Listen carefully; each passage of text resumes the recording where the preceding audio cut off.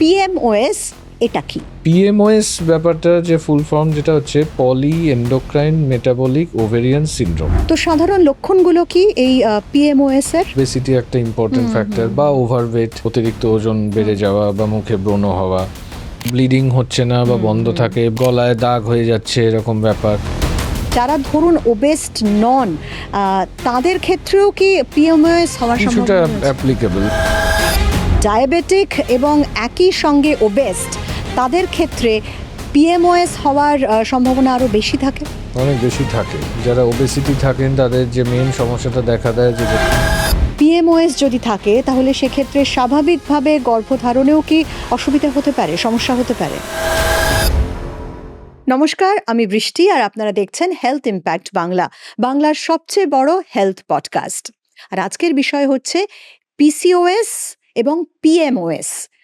PCOS এই শব্দটার সঙ্গে আমরা অনেকেই পরিচিত এবং এটার সঙ্গে কি কি সমস্যা থাকে সেটাও আমরা জানি। যেমন ধরুন গর্ভধারণের সমস্যা, অনিয়মিত পিরিয়ডস, একই সঙ্গে মুখে ব্রণ বা অ্যাকনে, অতিরিক্ত লোম, এই সমস্ত।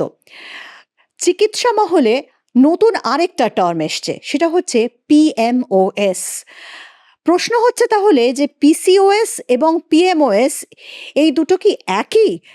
পিসিওএস এরই আরেকটা ভিন্ন নাম হচ্ছে পিএমওএস, নাকি এটা সম্পূর্ণ অন্য একটা কিছু সমস্যা?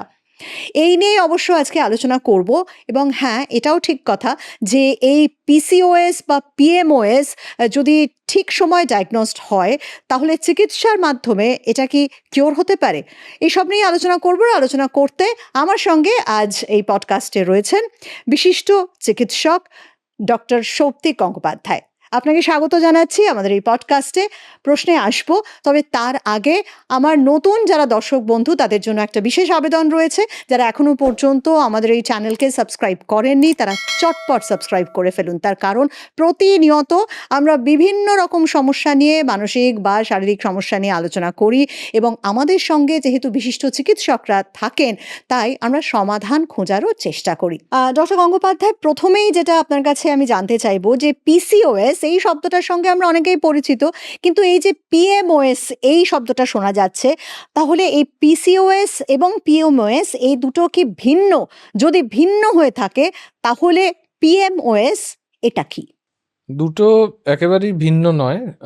পিসিওএস আগে যে রোগটির ব্যাপারে আপনি বললেন, যে যে ধরনের সমস্যা দেখা যায়, যে অতিরিক্ত ওজন বেড়ে যাওয়া বা মুখে ব্রণ হওয়া, তো সেই এন্টিটি বা সেই রোগটিরই আরেক নাম পিএমওএস, যেটি আরও অত্যন্ত সায়েন্টিফিক।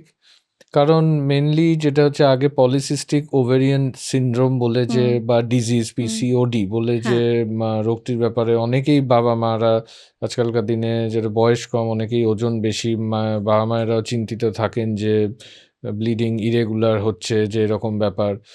তো কিন্তু সেই যে নামটির মধ্যে শুধুমাত্র ওভারি বা ডিম্বাশয়ের ওপরই মেনলি ফোকাস থাকতো। আচ্ছা। যে সবাই এসে জিজ্ঞেস করতেন যে সিস্ট আছে, সিস্টটা ঠিক হয়ে যাবে তো, মানে এটাই ব্যাপার। মানে বাকি কিছু আমরা হয়তো অনেক কিছুই বলতাম এই ব্যাপারগুলো, কিন্তু ওনারা সবাই হয়তো অতটা খেয়াল করতেন না বা খুব একটা ইচ্ছা থাকতো না যে এই ব্যাপারে ফোকাস করার। তো পিএমওএস ব্যাপারটা যে ফুল ফর্ম যেটা হচ্ছে পলি এন্ডোক্রাইন মেটাবলিক ওভেরিয়ান সিনড্রোম। মানে পলি এন্ডোক্রাইন মানে যে শরীরে, মেয়েদের শরীরে বিভিন্ন যে হরমোনের ফ্লাকচুয়েশন, তার সঙ্গে যেটা ভেরিয়াস মেটাবলিক প্যারামিটার, মানে যেমন সুগার, কোলেস্ট্রল, এর ওপর কি প্রভাব, তার সঙ্গে ওভারির ওপরে বা ডিম্বাশয়ের বা রিপ্রোডাক্টিভ সাইকেল বা প্রেগনেন্সি, ওভিউলেশন, এর ওপর কি এফেক্ট, তো এটা নিয়ে টোটাল একটা নামকরণ করা হয়েছে। তো যেটা মোর সায়েন্টিফিক, মানে আগেও ছিল, আমরা আগেও বলতাম যে হচ্ছে ওজন কমান বা তার সাথে রিলেটেড, বাট আগে যে নামটা ছিল মেনলি হচ্ছে যে ডিম্বাশয় বা ওভারির ওপর মেনলি ফোকাস ছিল। এখন পিএমওএস মানে এই টোটাল জিনিসটার ওপরেই যাতে সবার একটা ফোকাস থাকে, সেই হিসেবেই নামকরণ চেঞ্জ করা হয়েছে। আর সেই কারণেই কি মেটাবলিক হেলথের ওপর আজকাল এতটা জোর দেওয়া হ্যাঁ, হচ্ছে? নিশ্চয়ই। কারণ আগে তো যেমন আপনাকে কিছুক্ষণ আগে বললাম যে সবাই মেনলি ওভারির ওপরেই বেশি ফোকাস থাকতো। কিন্তু যে এই যে রোগটা যে ধরুন হচ্ছে যে ওবেসিটির জন্য হচ্ছে, এবং এই যে ওবেসিটির ফলে যে ধরুন শরীরে মেল হরমোন বা টেস্টোস্টেরনের অ্যামাউন্ট রিলেটিভলি বেড়ে যাচ্ছে। হুম। তার জন্য যে ধরুন এই যে ওভিউলেশন হচ্ছে না বা প্রেগন্যান্সি আসছে না, তার জন্য যে শরীরে ইনসুলিন রেজিস্ট্যান্স বাড়ছে, ডায়াবেটিস হচ্ছে, কোলেস্টেরল হচ্ছে, তার থেকে যে হার্টের প্রবলেম হচ্ছে। তো এইগুলো খুবই ইম্পোর্টেন্ট। তো এই জিনিসটা নিয়েই আসলে হচ্ছে যে যাতে total as a complete focus করা যায়, মানে হচ্ছে উইথ সবকিছু নিয়ে, তার হুম। জন্যই এই নাম চেঞ্জ করে যাতে সবাইকে আরো অ্যাওয়ারনেস করা যায় যেসব বিষয়। ওবেসিটি এটা তো সত্যি কথা বলতে কি আজকাল একটা খুব বড় সমস্যা।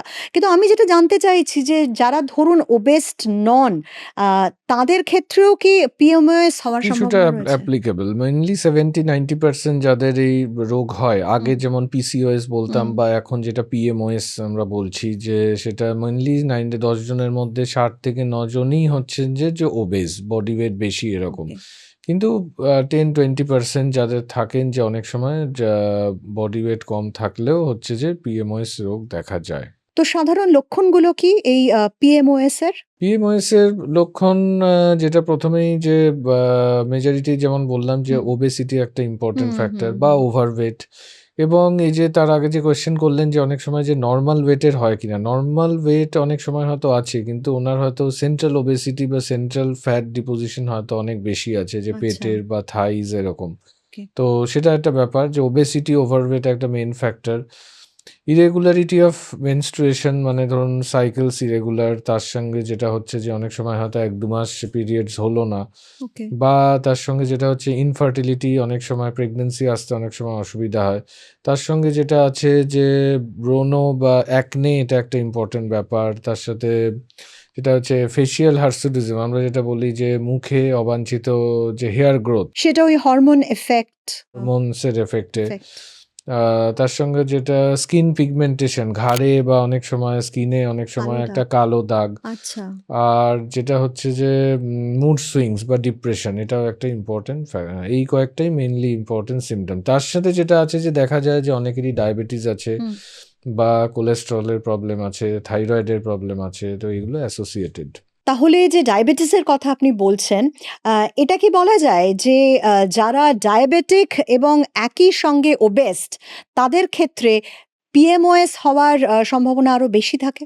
অনেক বেশি থাকে। যারা ওবেসিটি থাকেন তাদের যে মেইন সমস্যাটা দেখা দেয় যে যেটা হচ্ছে ইনসুলিন রেজিস্ট্যান্স। এক্সাক্টলি। ইনসুলিনের এফেক্ট খুব কমে যায়। হুম, যার জন্য হচ্ছে যে ব্লাড সুগার বেড়ে যায়, এবং ব্লাড সুগার বেড়ে গেলে আল্টিমেটলি আ কিছু হরমোনাল আ ব্রেইন থেকে কিছু হরমোনস আসে, যেটার এফেক্টের ফলে টেস্টোস্টেরনের লেভেলও ফিমেল বডিতে বেড়ে যায়। হুম। তো সবকিছু মিলেই ওবেসিটি যাদের আছেন, ধরুন ইনসুলিন রেজিস্ট্যান্স অলরেডি আছেন, ডায়াবেটিক, তার ওনাদের পিএমওএস বা মেটাবলিক সিনড্রোম হওয়ার চান্সেস আরো বেশি। হুম, ডায়াবেটিসের কথা যখন হচ্ছে তখন যাদের পিএমওএস রয়েছে ভবিষ্যতে তাদের কি টাইপ 2 ডায়াবেটিস হওয়ার সম্ভাবনা আরো বেড়ে যায়? বেশি, অনেকটাই ২ থেকে ওকে। ৩ গুণ বা সামটাইমস আ অনেকটাই চান্স বেশি থাকে যে পরবর্তীকালে ওনারা ডায়াবেটিস ডেভেলপ করবেন, বা হচ্ছে যে বিভিন্ন আগে যিনি হয়তো সুগারের জন্য উনি ট্যাবলেট খেতেন, হুম, যেটা আমরা বলি ওরাল হাইপোগ্লাইসেমিক ড্রাগস। তারপরে হয়তো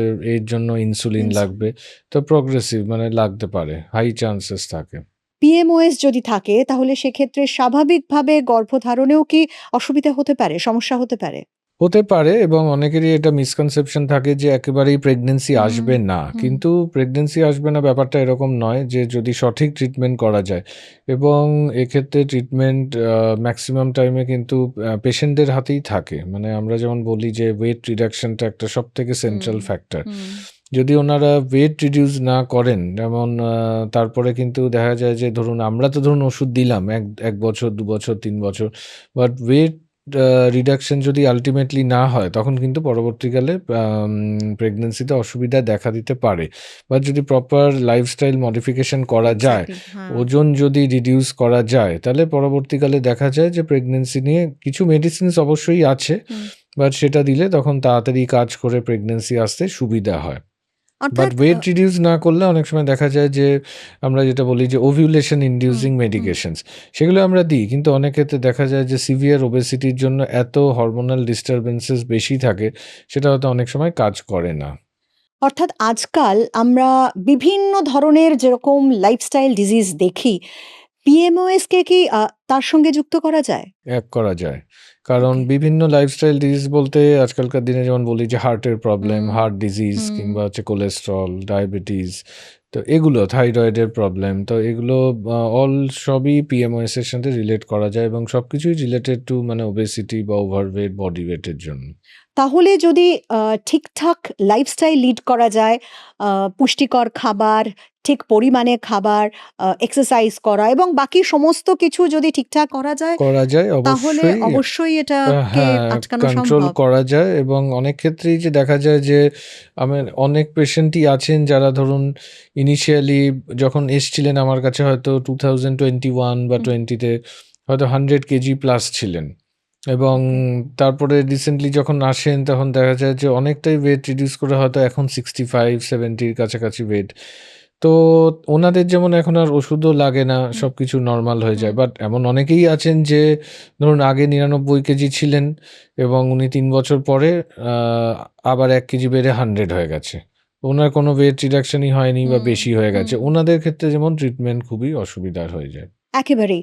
তো এই পিএমওএস এই রোগ নির্ণয় করার জন্য কি পরীক্ষা করা দরকার? পরীক্ষা কিছু স্পেসিফিক কিছু ওরম না। ১ম এ তো যেটা যেমন আমি বললাম যে ১ম এই আম আগে তো আ সিম্পটমস গুলো সবাই তো আপনি নিয়ে আসেন বললেনই। যে হ্যাঁ। ব্লিডিং হচ্ছে না বা হুম, বন্ধ হুম, থাকে বা কেউ বলেন যে ইনফার্টিলিটি, গলায় দাগ হয়ে যাচ্ছে এরকম ব্যাপার। এগুলো তো দেখতেই হয়। তার সাথে আ ধরুন হরমোনাল ফ্লাকচুয়েশন যেমন এফএসএইচ, এলএইচ বলে ২ টো টেস্ট হয়। ও ওই ২ টো হরমোনের লেভেলস দেখতে হয়। অনেক সময় এলএইচ লেভেলস বেশি থাকে।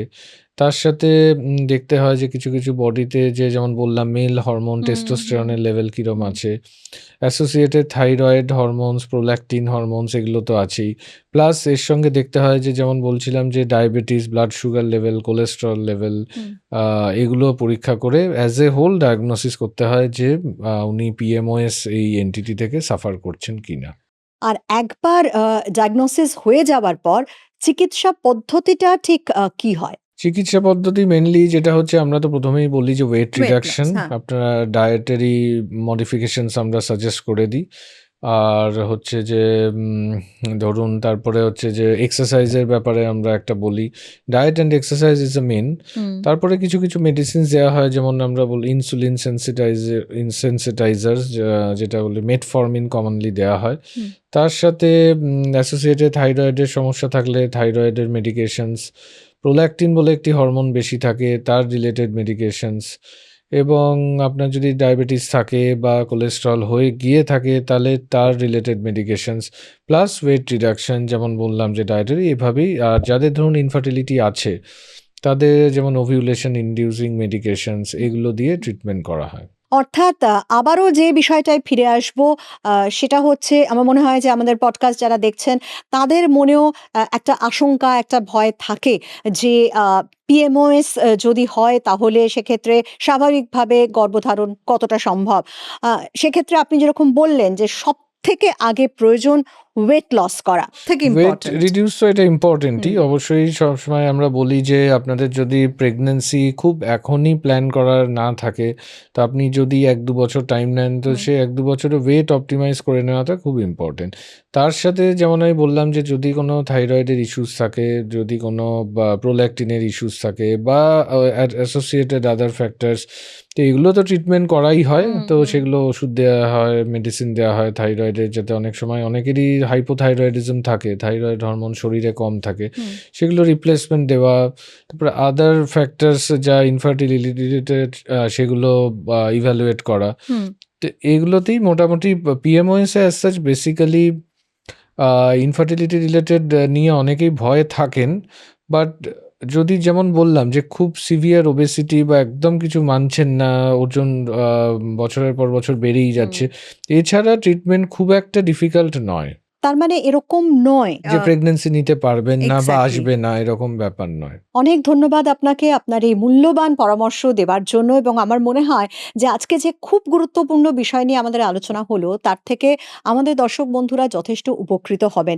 সুতরাং একটা বিষয় কিন্তু খুব স্পষ্ট হয়ে গেল, সেটা হচ্ছে যে আমাদের লাইফস্টাইল যতটাই আজকাল চেঞ্জ হয়ে থাকুক না কেন, আমরা যদি সঠিক পরিমাণে খাবার খাই, স্বাস্থ্যকর খাবার খাই, ঠিকমতো এক্সারসাইজ করি, সে যতটুকুই সম্ভব, মানে একটা মোটামুটি ঠিকঠাক জীবনযাপন করি, তাহলে এই স্থূলতা থেকে, অর্থাৎ ওবেসিটি থেকে আমরা দূরে থাকতে পারবো। আর ওবেসিটি থেকে যদি আমরা দূরে থাকতে পারি, তাহলে এই ধরনের রোগ অর্থাৎ পিএমওএস হওয়ার সম্ভাবনাও কিন্তু অনেকটাই কমে যায়। সেক্ষেত্রে যদি হয়েও যায় কারোর পিএমওএস, তাহলেও এটা ভাবার কিছু নেই যে পিএমওএস হয়েছে মানেই স্বাভাবিকভাবে গর্ভধারণে অনেকটাই সমস্যা হতে পারে। সমস্যা হয়তো হতে পারে, কিন্তু যেরকম আজকে চিকিৎসক আমাদের বললেন যে সঠিক চিকিৎসার মাধ্যমে সেটা সমাধান করা সম্ভব। নিশ্চয়ই আজকের পডকাস্ট আপনাদের খুব ভালো লেগেছে। যেতে যেতে বলে রাখি, যদি আজকের পডকাস্ট নিয়ে আপনাদের কোনো প্রশ্ন থাকে, তাহলে অবশ্যই আমাদের কমেন্ট বক্সে আপনারা লিখে জানাতে পারেন।